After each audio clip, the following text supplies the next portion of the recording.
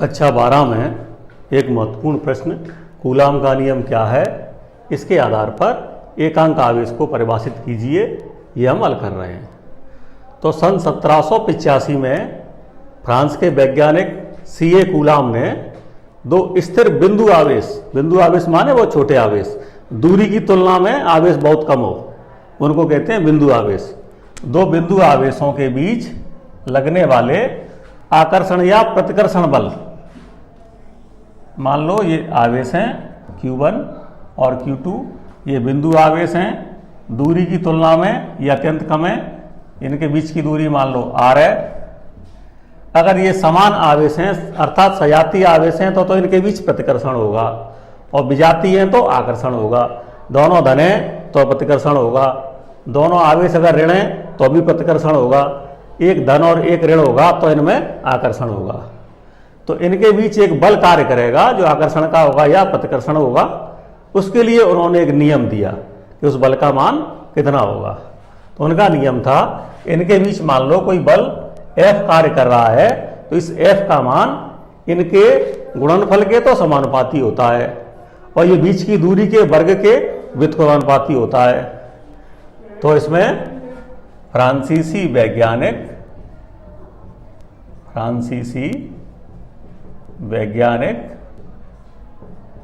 CA coulomb ने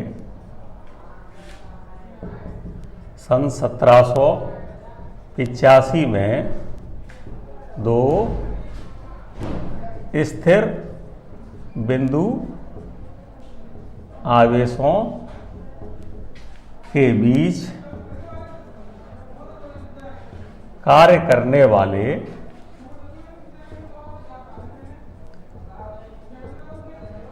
आकर्षण या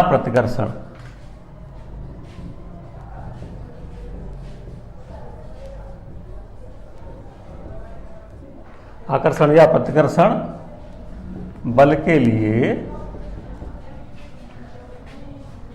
एक नियम दिया जिसे कूलाम का नियम कहते हैं।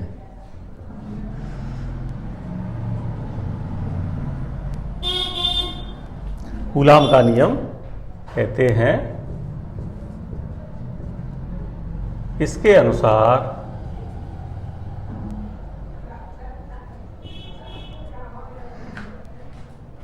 नंबर 1, इस बल का मान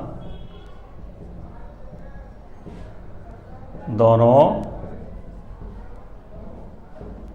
आवेशों के गुणनफल के समानुपाती होता है,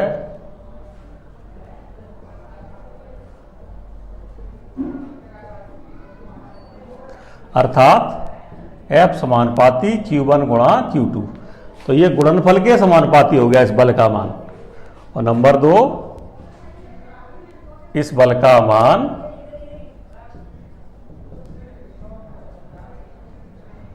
दोनों बलों के बीच की दूरी के वर्ग के व्युत्क्रमानुपाती होता है, अर्थात क्या हो गया, F व्युत्क्रमानुपाती हो गया 1/r²। ये बीच की दूरी r है, इसके वर्ग के व्युत्क्रमानुपाती मतलब इसका उल्टा होता है। अब इन दोनों को मिला देंगे, दोनों को मिलाने पर F समानुपाती Q1 Q2 बटे r²। ये हमारा कूलाम का नियम है। जब हम समानुपाती का चिन्ह हटाते हैं तो एक कांस्टेंट K आ जाता है। इस K का मान एक तो इसके माध्यम पे करता है निर्भर कि ये किस माध्यम में रखे हैं, और पदार्थ पे करता है निर्भर। तो अब हम इसको आगे कर रहे हैं, इसको सॉल्व। इसका हमने चिन्ह हटा दिया। जब चिन्ह इसका हटाएंगे तो यहाँ पे एक कांस्टेंट आ जाएगा। तो F बराबर K Q1 Q2 बटे R स्क्वायर। SI पद्धति में अलग अलग पद्धतियां होती हैं तो इसका मान अलग अलग होता है K का, लेकिन SI पद्धति में K का मान होता है 1/4 पाई एप्सिलॉन 0 और ये बराबर होता है 9 गुणा 10 की घात 9 न्यूटन मीटर स्क्वायर प्रति कूलम स्क्वायर। ये हमने मान रख दिया F का। पहले लिखेंगे 1/4 पाई एप्सिलॉन 0 Q1 Q2 बटे R स्क्वायर, इतना लिख दिया। अब इसका मान रखेंगे, इस 1/4 पाई एप्सिलॉन 0 का कितना मान होता है 9 गुणा 10 की घात 9।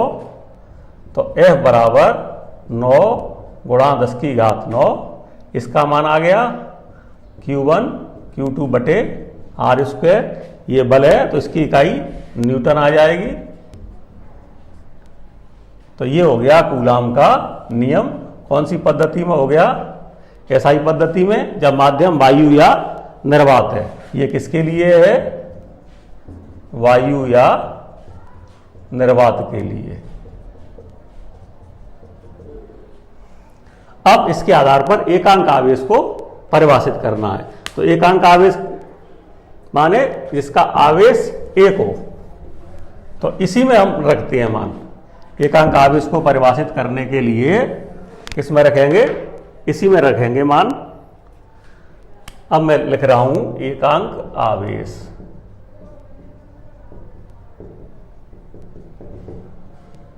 तो मैंने यहां पर लिखा एकांक आवेश, अर्थात Q1 का मान 1 कूलाम।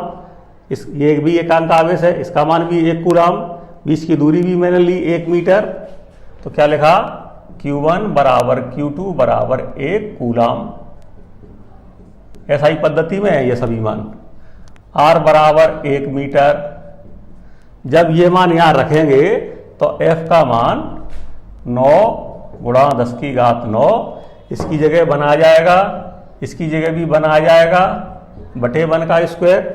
जब हम इसको सॉल्व करेंगे तो F बराबर 9 गुणा 10 की घात 9, ये बल का मान आ गया इतने न्यूटन। कब आया? जब ये दोनों के मान 1 कूलाम है, बीच की दूरी 1 मीटर है। तो परिभाषा क्या हो गई? जब वायु या निर्वात में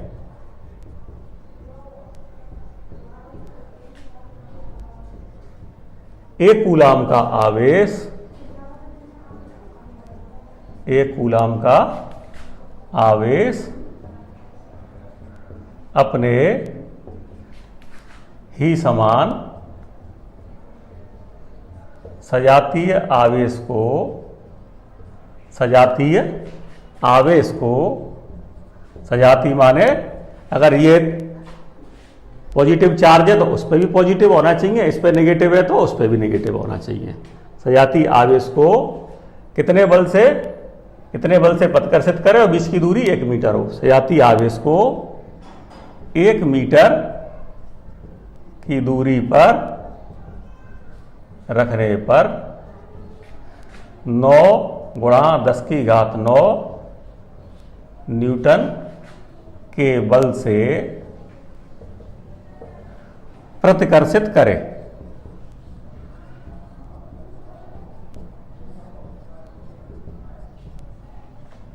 ये एक कूलाम की परिभाषा है।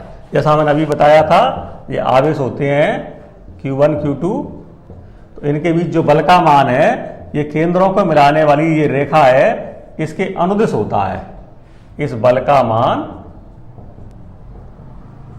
केंद्रों को मिलाने वाली रेखा के अनुदिश अर्थात इस दिशा में होता है।